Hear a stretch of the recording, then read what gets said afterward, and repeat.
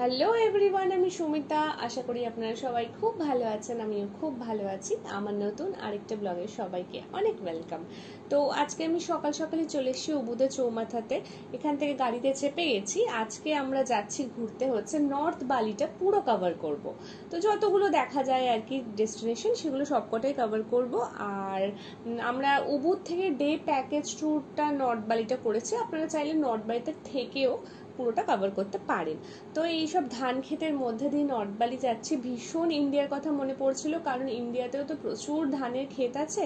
আর এখানে ধান, কর্ন, গম তিনটে ক্ষেতই পরপর পরপর, যেগুলো ক্ষেতগুলো দেখলেন সেগুলোতে তিনটেই ক্ষেত ছিল।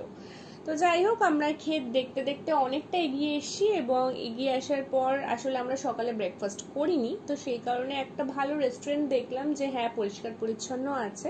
তো ভাবলাম এখানেই আমাদের ব্রেকফাস্টটা সেরে নিই। তো আমরা অর্ডার দিলাম। এবার আমি একটু পুরো রেস্টুরেন্টটা ঘুরে দেখছিলাম আর কি। তো এই যে পার্টটা রেস্টুরেন্টের, এই পার্টটা ভীষণ সাজানো গোছানো, সবুজে ভরা, আর দারুণ দারুণ অসাধারণ যাকে বলে। তো এখানে একটা পুকুর আছে, এবং গাছের গুড়ি পাত, মানে গাছের গুড়ি দিয়ে পাত করেছে, দিয়ে একটা ছোট্ট ঘর আছে। ওই ছোট্ট ঘরটার মধ্যে একটা টেবিল পাতা, ওইখানে বসে বাবু হয়ে বসে আর কি খেতে হয়। এটা অথেন্টিক বালিনিজ বলবো না, চাইনিজরাও এরকম করে আর কি। তো আপনারা ছোট্ট তো দেখতে পাচ্ছেন কিনা বুঝতে পারছি না, কিছু আমি ফটো এখানে ক্লিক করেছিলাম এই মানে ভিউজটাকে নেয়ার জন্য। তো ভীষণ সুন্দর জায়গাটা। তো যাই হোক, আমাদের যে অর্ডার দিয়েছিলাম সে খাবারগুলো চলে এসছে। সেই হচ্ছে চাউমিন, ঠিক আছে। তো এখানে চাউমিন আর ফ্রাইড রাইস খেয়ে জাস্ট পচে গেছিলাম। তো যাই হোক, ব্রেকফাস্ট ডান আমরা করে এবার গাড়িতে আবার চেপে গেছি। এবার যাচ্ছি নর্থ বালির উদ্দেশ্যে। তো প্রায় চলে এসেছি। এখানে যে পাহাড়ে মেঘে ঢাকা দেখতে পাচ্ছেন, জায়গাটা অসাধারণ। একটু ঠান্ডা লাগছিল, একটা হালকা জ্যাকেট আমার মনে হয় আপনাদের নিয়ে আসা দরকার। না, আমরা তো কিছু নিয়ে যাইনি, বুঝতে পারিনি বলে। যাই হোক, তো আমরা চলে এসেছি আমাদের প্রথম ডেস্টিনেশন যেটা নর্থ বালি, সেটা হচ্ছে বানিওয়ানা ওয়াটার ফলস। ঠিক আছে, এখানে 4টে ওয়াটারফলস একসাথে আছে। দুটো হচ্ছে 70 মিটার দূরে কাছাকাছি, আর একটা হচ্ছে 200 মিটার দূরে। তো আমরা যেটা 70 মিটার দূরে ছিল হাঁটা পথ, সেটাই আমরা কভার করেছি, কারণ আগের দিন ট্রেক করেছিলাম, ভীষণ পায়ে ব্যথা ছিল, সে কারণে করতে পারিনি। এই যে ওয়াটারফলস দেখতে পাচ্ছেন, আর এই দিকে একটা ওয়াটারফলস, একটু সিঁড়ি দিয়ে নেমে আসতে হয়, আস্তে আস্তে করে নেমে এলে কোনো অসুবিধা নেই। আর পুরোটা জঙ্গলে ঘেরা দুটো ওয়াটারফলস, অসাধারণ দেখতে, জাস্ট অসাধারণ। তো এই যে দেখতে পাচ্ছেন আমার সামনেই, এটার নাম হচ্ছে বানিওয়ানা ওয়াটারফলস। অসাধারণ। এটা হচ্ছে একটা নর্থ বালির হিডেন জেম কিন্তু, কারণ এটাতে মানে অনেক লোক আসে না, ঠিক আছে। কিছু কিছু লোক যারা জানে তারা আসে। অ্যাকচুয়ালি বানিউ মালা ওয়াটারফলসে সবাই যায়, ওটা একটা টুইন ওয়াটারফলস, ওটা খুব মানে ফেমাস নর্থ বালিতে। তো আপনারা কিন্তু এটাতেই আসবেন, এটা বেশি সুন্দর আর ফাঁকা ফাঁকা। আপনারা এখানে স্নানও করতে পারেন, চেঞ্জিং রুম আছে, ড্রেস নিয়ে আসতে পারেন, কোনো অসুবিধা নেই। যেহেতু আমরা তেগেনুঙ্গানে স্নান করেছিলাম, সেই কারণে আর আমরা এখানে স্নান করিনি। আর এখানটা একটু ঠান্ডা ঠান্ডা ওয়েদার, জলও ঠান্ডা। তো আপনারা দেখুন ওয়াটারফলসটা, শুধুমাত্র এত সুন্দর লেগেছে আমাদের। মানে আমরা গুগল থেকে সার্চ করে বার করেছিলাম, আর কিছু তো ভিডিওস পেয়েছিলাম, তো সেই থেকেই আমরা এটা সিলেক্ট করেছি। তো যেমন আমরা পিকচারে দেখেছি সেরকম সামনে থেকে দেখলাম, অসাধারণ যাকে বলে। তো আর ওটার সাথে এই ফলসটাও ছিল। তো আপনারা তো বললামই এখানে স্নান করতে পারেন। আচ্ছা, এর কিন্তু টিকিট প্রাইস আছে। এই টিকিট প্রাইস হচ্ছে 50,000 IDR, মানে হচ্ছে ওই 260 টাকা পার পার্সন ইন্ডিয়ান কারেন্সিতে। আরও দুটো ওয়াটারফলস ছিল এর সাথে, আসলে আমরা যেতে পারিনি, তো আপনারা চাইলে ওটা কভার করতে পারেন। তো আমাদের ওয়াটারফলস দেখা শেষ, আমরা চলে যাচ্ছি এখন আমাদের নেক্সট ডেস্টিনেশন, যেটা ওয়ানাগিরি হিডেন হিল। ম্যাপে সার্চ করলে আপনারা দেখতে পারবেন। তো আমরা এই যে চলে এসেছি দ্য হেভেন ওয়ানাগিরি, ঠিক আছে। এখানে এন্ট্রি ফি আছে, পার পার্সন এন্ট্রি ফি এখানে 1.5 লাখ IDR, মানে হচ্ছে ওই 600 টাকা মতো পার পার্সন ইন্ডিয়ান কারেন্সিতে। তো এটা অ্যাকচুয়ালি হচ্ছে দুটো লেক, ওই যে একটা লেক দেখতে পাচ্ছেন, আর একটা লেক ওই জঙ্গলের মধ্যে না একটু ঢেকে গেছে, তাই ওটা বোঝা যাচ্ছে না ঠিক। তো এটা পাশাপাশি দুটো লেক আছে। এটা হচ্ছে লেক ভিউ পয়েন্ট, সোজা কথা বলতে গেলে, ঠিক আছে। আর লেক ভিউ পয়েন্টটাকে একটু ভালো করে প্রপস দিয়ে কিছু সাজিয়েছে, যাতে আপনারা এখানে দাঁড়িয়ে শুয়ে বসে রোম্যান্টিক রোম্যান্টিক ফটো তুলতে পারেন। এই হচ্ছে ব্যাপার, সোজা কথা। তো কিন্তু সেই অনুযায়ী, মানে এই যে ভিউ পয়েন্টটা এবং সাজানোটা, সেই অনুযায়ী আমার মনে হলো প্রাইসটা একটু বেশি। তো সেই কারণে যাই হোক, প্রথম একবার আসবেন, প্রথমবার আসছেন যারা, বা একবারই তো আসবেন, তো সেই জন্য এইটুকু টাকা হয়তো খরচা করাই যায়। তো যাই হোক, আমরাও এখানে ভীষণ ফটো ক্লিক করেছিলাম, ভিডিও বানিয়েছি প্রচুর। এখানে টাইম লিমিট নেই, ওখানকার লোক আছে, সবাই ফটো তুলে দেয়, খুব ভালো লাগে। আর এই যে আমি দোলনাটাই চেপেছিলাম, পেছনে না খাওয়া দাওয়া, আমার এত ভয় করছিল, আর হাওয়াতে দোলনাটা দুলছে তো আমার আরো ভয় করছে, একদম যা যদি পড়ে যাই একবার। আর এখানে তো কোনো মানে দড়ি টড়ি বেঁধেও নেই যে যদি একবার পড়ে যাই। তো যাই হোক, কোনো অসুবিধা হয়নি। তো আপনারা এখানে সবাই বসে আরামসে ফটো ক্লিক করতে পারেন। আচ্ছা, এই যে টেবিলটা, মনে আছে ব্লগের প্রথমে আমি একটা দেখিয়েছিলাম রেস্টুরেন্ট, ওখানে এরকম টেবিল ছিল। তো এই যে সেই টেবিলটা, এখানটায় বসতে হয়, আর ওই যে ছোট একটা টেবিল, ওই টেবিলটার মধ্যে খাবার দাবার দেওয়া হয়, ওখানে বসে বসে বাবু ভাই বসে বসে খাওয়া দাওয়া করা হয় আর কি। তো এটা বেশ সুন্দর, মানে আমার ভীষণ ভালো লেগেছে। এখানে আমার ইচ্ছেও আছে যে এখানে একটু বসে খাওয়ার, কিন্তু অ্যাকচুয়ালি এখানে ভীষণ হনুমান ছিল, এত উপদ্রব করছে যে কি বলবো, তো সেই জন্য আর ওখানে খাওয়া হয়নি। তো আমরা এবার চলে এসেছি আমাদের থার্ড ডেস্টিনেশনে, নর্থ ভ্যালির। তো এটা হচ্ছে অনেকটাই ফেমাস একটা জায়গা, কিন্তু আমি সেটার নামটা পরে জানাচ্ছি। আচ্ছা, এটা বলে রাখি, এটার একটা টিকিট প্রাইস আছে, যেটার দাম হচ্ছে 1,00,000 IDR পার পারসন, মানে হচ্ছে ওই 520 টাকা ইন্ডিয়ান কারেন্সিতে। তো এই যে দেখতে পাচ্ছেন, এটা হচ্ছে আমাদের ফেমাস আইকনিক হান্ডারা গেট।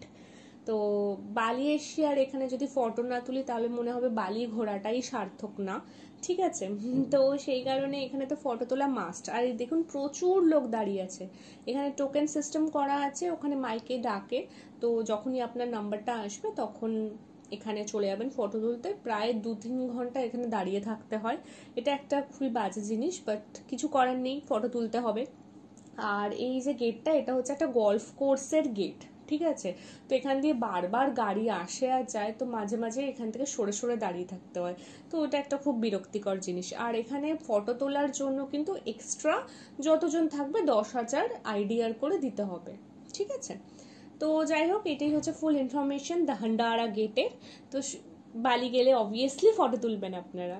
তো আমাদের নর্থ বালির আজকের ফোর্থ ডেস্টিনেশন হচ্ছে এই টেম্পল। এই টেম্পলটার নাম হচ্ছে উলুন দানু বারাতান টেম্পল, ঠিক আছে? এই টেম্পলে এন্ট্রি ফি আছে, এন্ট্রি ফি হচ্ছে 75,000 IDR পার পারসন, মানে হচ্ছে ওই 400 টাকা মতো ইন্ডিয়ান কারেন্সিতে। তো আমরা টিকিট কেটে এন্ট্রি নিয়ে নিয়েছি মন্দিরে। আচ্ছা, এই মন্দিরটা প্রথমে ঢুকেই হচ্ছে বিশাল বড় একটা বাগান, ঠিক আছে? আর এখানে একটা প্লে স্টেশন টাইপেরও আছে বাচ্চাদের, ওখানে বাচ্চারা খেলতে পারে। আর এই যে আমরা যাচ্ছি রাস্তাটা দিয়ে, দেখুন রাস্তার দুই ধারে না স্ট্যাচু করা, ঠিক আছে? এই স্ট্যাচুগুলো হচ্ছে যে ওই বালিনিজ যে আমরা ডান্স দেখেছিলাম সেই ডান্স ফর্ম এগুলো, ঠিক আছে? ওদেরই অথেন্টিক ট্র্যাডিশনাল ড্রেস পরে ওরকম স্ট্যাচু করে ডান্স ফর্মে দাঁড়িয়ে স্ট্যাচুগুলোকে করা হয়েছে, খুব সুন্দর লাগছিল দেখতে। আর মেয়েগুলোকেও তো এখানে খুব সুন্দর দেখতে, সেই কারণে আরো ভালো লাগে।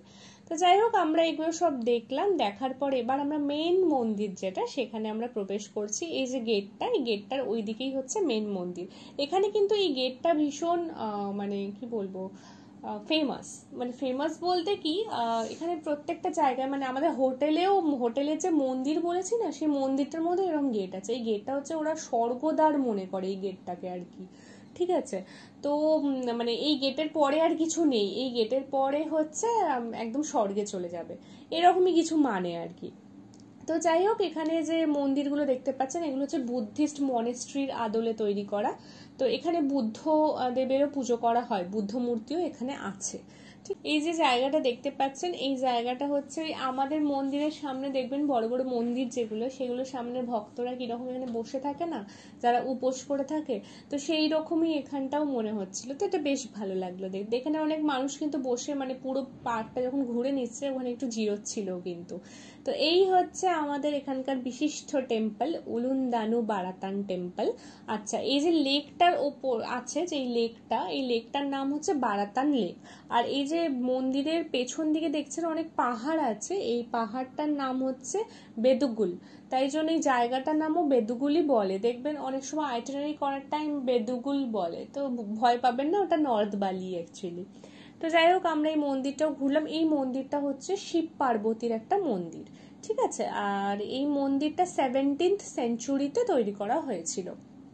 এবার আমরা সামনের দিকে এগিয়ে যাচ্ছি আর কি, আরো মন্দির যদি থাকে ঘুরবো, আমরা তো জানি না, আরো যদি পার্ক ফার্ক থাকে ঘুরবো। তো এই যে সামনে গেটটা দেখছেন, এখানে না লেখা ছিল হচ্ছে বালিনিজ ড্রেস পরে, ট্রেডিশনাল ড্রেস পরে ফটো তোলা, কিন্তু আমাদের ব্যাড লাক ওই দিনই ওটা বন্ধ ছিল।